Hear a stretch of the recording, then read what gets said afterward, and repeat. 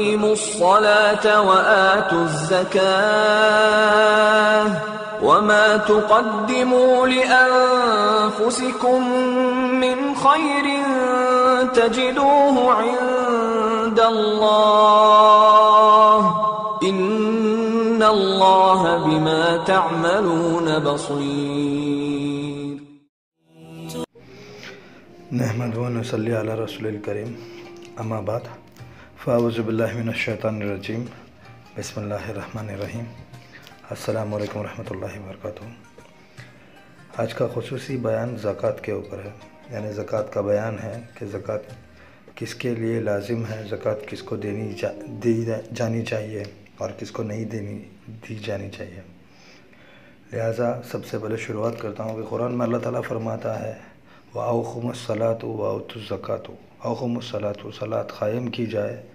اور زکوٰۃ دی جائے. اور دوسری جگہ سورہ بقرہ میں اللہ تعالیٰ فرماتا ہے کہ ہم نے تمہیں جو کچھ بھی عطا کیا ہے اپنی اس پاک آمدنی میں سے زکوٰۃ دیا کرو. سب سے پہلے سونے کی زکوٰۃ کیا ہے اور چاندی کی زکوٰۃ کیا ہے. اگر کسی کے پاس 7.5 تولے سے زیادہ سونا ہو تو اس پر جو ہے زکوٰۃ لازم ہے، اور اس کی زکوٰۃ جو ہے 2.5% ہے. یعنی 7.5 تولہ سونا اگر کسی کے پاس ہو تو پھر ضروری ہے کہ یہ زکوٰۃ دے. اور چاندی کے معاملے میں کسی کے پاس 52 تولہ 52.5 تولہ جو ہے چاندی ہو، یعنی 612 گرام ہو، تو اس پر بھی زکوٰۃ لازم ہے، یا اس سے زیادہ ہو تو اس پر زکوٰۃ لازم ہے. اگر اس سے کم ہے تو اس پر زکوٰۃ لازم نہیں ہے، یعنی واجب نہیں ہے، اس کو زکوٰۃ دینے کی ان کی ضرورت نہیں ہے. کسی کے پاس 7.5 تولے سونے سے کم ہے وزن میں، اور چاندی 52.5 تولے سے کم ہے، یعنی 612 گرام سے کم ہے، تو ان پر زکوٰۃ جو ہے لازم نہیں ہے، واجب نہیں ہے. ذاتی مکان پر یا پھر ذاتی مکان کی تعمیر کے لیے خریدے ہوئے گھر زمین پر بھی کوئی زکوٰۃ جو ہے لازم نہیں ہے. ہاں، لیکن اگر کوئی ایسی زمین یا پھر گھر ہے جس سے آپ کو جو ہے آمدنی کا ذریعہ ہو، اس کا کرایہ آتا ہے، سال بھر آپ اس کا کرایہ لے کے کھاتے ہیں، استعمال کرتے ہیں، تو پھر اس کرائے پر زکوٰۃ لازم ہے. اور زمین کے معاملے میں بھی ایسا ہی ہے کہ زمین پر زکوٰۃ لازم نہیں ہے، لیکن اگر زمین سے آنے والی جو بھی فصل ہے، جو آمدنی ہے، چاہے اس کا کرایہ ہو، لیز ہو، یا پھر اس کے فصل کا جو قیمت ہو، ان پر زکوٰۃ لازم ہے، واجب ہے. آپ کو اس کی زکوٰۃ نکالنی ضروری ہے. بالکل اسی طریقے سے ڈیری فارم میں موجود یعنی بھیڑ بکری جانور وغیرہ کے معاملے میں ایسے جانور جو مال غنیمت کے لیے رکھے ہوئے ہیں، یعنی کہ جو آپ جو ہے صرف جمع کرنے کی، اپنی دولت کو جمع کرنے کی نیت سے ایسے جانور پال رکھے ہیں جو آپ کے کاروبار کے استعمال کے نہیں ہیں، ان پہ زکوٰۃ لازم ہے. لیکن ایسے جانور مثال کے طور پہ ڈیری فارم وغیرہ میں ہیں جن کا دودھ آپ بیچتے ہیں، یعنی کہ یہ آپ کا ذریعہ معاش ہے، ذریعہ آمدنی ہے، تو ایسے جانور کی زکوٰۃ لازم نہیں ہے، بلکہ ایسے جانور کی کمائی سے جو آنے والی جو قیمت ہوتی ہے اس کی زکوٰۃ ضروری ہے. آپ کو اس کی زکوٰۃ دینا چاہیے. اسی طریقے سے فیکٹری میں رکھی ہوئی مشینری جس کی وجہ سے کاروبار ہوتا ہے، ان پر بھی زکوٰۃ جو ہے لازم نہیں ہے. لیکن اس کی آمدنی پہ جو ہے زکوٰۃ لازم ہے، یعنی اس کا جو پروڈکشن ہوتا ہے، اس سے آپ جو پیسہ کماتے ہیں، وہ پیسہ کی جو اینول انکم ہوتی، سال بھر کی جو انکم ہوتی اس مشینری سے آنے والی، اس پر جو ہے زکوٰۃ دینا ضروری ہے. سونے چاندی کے معاملے میں جیسا کہ میں پہلے بھی بولا، بلحاظ وزن یعنی وزن کی حساب سے یا پھر قیمت کے حساب سے 2.5% جو بھی آج کا ریٹ ہو، یعنی ابھی کا ریٹ ہو. آپ 40,000 میں سونا خریدے، آج 60,000 میں ہو گیا تو آپ 40,000 کے 2.5% دیں گے، ایسا نہیں ہے. جو آج کا اس وقت کا ریٹ ہو، اس وقت کے ریٹ کے حساب سے آپ کو جو ہے زکوٰۃ دینا ہے. اور جو چیز کی بھی آپ زکوٰۃ دیتے ہیں، یعنی سونا آپ آنکھ پہ پہنے ہوئے ہے، اس کو بھی شمار میں لینا ہے، جو گھر میں رکھا ہوا ہے اس کو بھی شمار میں لینا ہے، جو بینک کے لاکر میں رکھا ہوا ہے اس کو بھی شمار میں لینا ہے آپ کو. یعنی کہ اگر اس کی تعداد وزن میں 7.5 تولے کے اوپر چلے جائے، اگر چاندی کی تعداد وزن میں 52.5 تولے کے اوپر چلی جائے، 612 گرام ہو، تو پھر آپ کو جو ہے ان دونوں کی زکوٰۃ 2.5% وزن کے حساب سے یا قیمت کے حساب سے دینی ضروری ہے۔ اور بالکل اسی طریقے سے کاغذ کی وہ کرنسی، یعنی کہ آج کل جو نوٹ چلتے ہیں، کاغذ کی کرنسی جو ہے، جو ہر وقت سونے اور چاندی سے تبدیل کی جا سکتی ہے، یعنی کہ کاغذ کی نوٹ 1000 کی، 500 کی، جو بھی ملک میں آپ رہتے ہیں وہاں کی نوٹ، وہ نوٹ جو کرنسی جس کو آپ ہر وقت یعنی کسی بھی وقت سونے اور چاندی میں تبدیل کر سکتے، آپ اس کے عوض میں بدلے میں جو ہے سونا اور چاندی خرید سکتے۔ اگر یہ سونے اور چاندی کی نوٹ جو ہے، سونے کی جو تعداد ہے 7.5 تولے اور چاندی کی جو تعداد ہے 52.5 تولے، اس کی قیمت کے برابر اگر آپ کے پاس نوٹ ہے جو بینک میں ہے، فکس ڈپازٹ ہے یا کسی بھی طریقے کے ہے، تو پھر جو ہے آپ کو جو ہے اس کی بھی زکوٰۃ نکالنا ضروری ہے۔ یعنی کہ فکسڈ ایسیٹس میں سے فکس ڈپازٹ ہے یا گھر میں آپ پیسے جمع کر کے رکھے ہیں کسی بھی مسائل کے لیے، اور وہ پیسے سال بھر پورا 1 سال تک آپ کے پاس ہی رکھے ہوئے ہیں، وہ آپ ہی کے قبضے میں ہیں، چاہے وہ لاکر میں ہو یا آپ کے گھر میں ہو،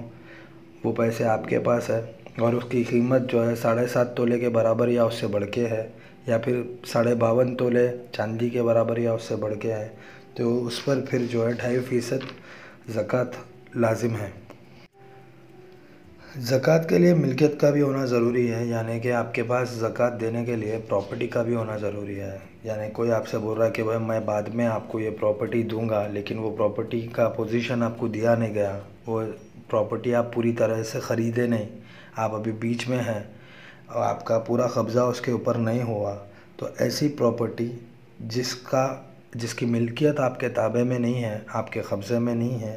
اس کی زکوٰۃ لازم نہیں ہے، اس کی زکوٰۃ ضروری نہیں ہے۔ لیکن ایسی پراپرٹی جو آپ کے تابع میں آ جائے، چاہے وہ آپ کے جو ہے انہیریٹل ہو، یعنی کہ ورثے سے ہو، وارثانہ ہو، ماں باپ کسی کے بھی ذریعے سے ایسی پراپرٹی، ایسی ملکیت آپ تک پہنچی ہو، تو جس دن سے آپ کے پاس وہ پراپرٹی پہنچی، اس دن سے آپ کے لیے اس پراپرٹی کی اس چیز کی جو ہے زکوٰۃ لازم ہے۔ اور جو مال تجارت ہے جس کی ویلیو بڑھتی رہتی ہو، یعنی ایسا مال ہے جس کی ویلیو بڑھتی رہتی ہو، تو اس پر بھی جو ہے زکوٰۃ لازم ہے۔ ایسی چیزیں جو آپ کاروبار کے لیے خرید کے رکھے ہوں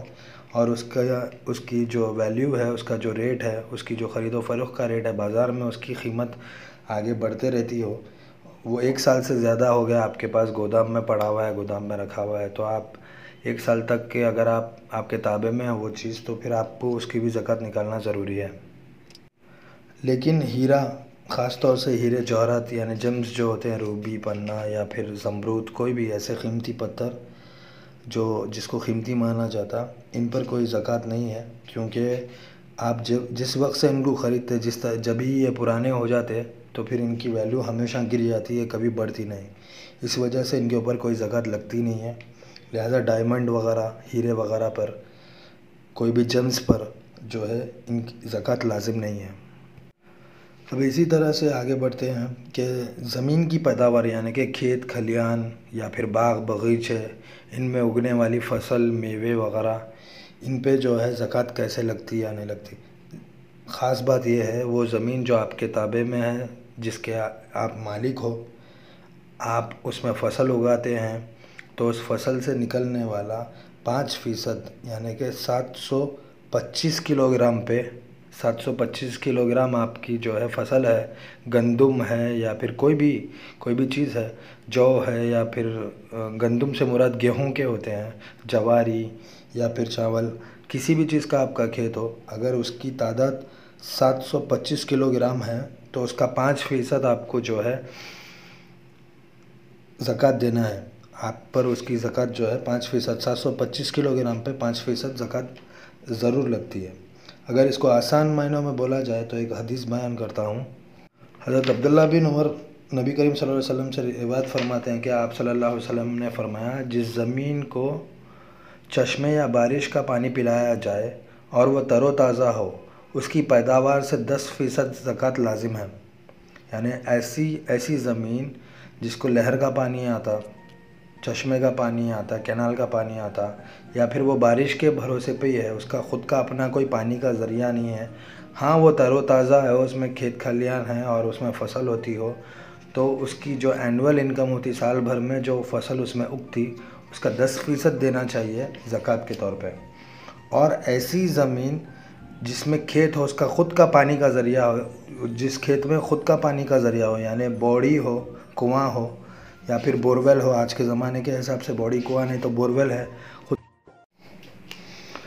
السلام علیکم ورحمۃ اللہ وبرکاتہ۔ ایک چھوٹا سا ضروری اعلان ہے کہ جیسے کہ میں نے اس سے پہلے بھی ویڈیو میں اپنے بیان کیا تھا، رمضان کے ویڈیو میں، کہ ہم لوگ جو ہے خانقاہ محبوب سبحانی کی طرف سے، خاص طور سے میرے مریدین اور سب لوگ مل کے جو ہے غریب لوگوں کے لیے، مستحق جو غربا ہے ان کے لیے جو ہے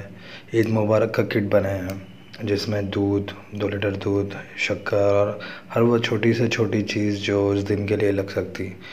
لوگوں تک پہنچانے کے لیے، جو مستحق ہے لاک ڈاؤن کی وجہ سے اور دوسرے مسائل کی وجہ سے پریشان ہے، غریب ہے، بہت زیادہ غریب اور غربا ہے۔ تو سبھی سے ایک چھوٹی سی اپیل ہے کہ میں نے ویڈیو میں انشاءاللہ گئے صبح بھی جو ہے شیئر کیا تھا، میرا جو ہے گوگل پے کا، پے ٹی ایم کا اکاؤنٹ، اور جو ہے ایک ٹرسٹ ہے ہماری، اس ٹرسٹ کا اکاؤنٹ بھی جو ہے میں اکاؤنٹ نمبر بھی شیئر کیا تھا اور تعاون کی گزارش کیا تھا، لہٰذا آپ سبھی سے دوبارہ تعاون کرنے کی گزارش ہے۔ اور شکر ادا کرتا ہوں شمشاد شکلگر صاحبہ کا، ممبئی سے، جو آپ نے اپنی طرف سے ہماری اس کار خیر میں تعاون کیا، ہماری ہمت افزائی کی۔ شاہد بارگیر صاحب سانگلی سے، امجد علی شیخ سر میرٹھ سے، ان سبھی لوگوں کا بہت بہت شکر گزار ہوں کہ یہ لوگوں نے ہماری مدد کی۔ جزاک اللہ خیر۔ انشاءاللہ یہ کام آپ لوگوں کی مدد سے آگے بھی جاری رہے گا۔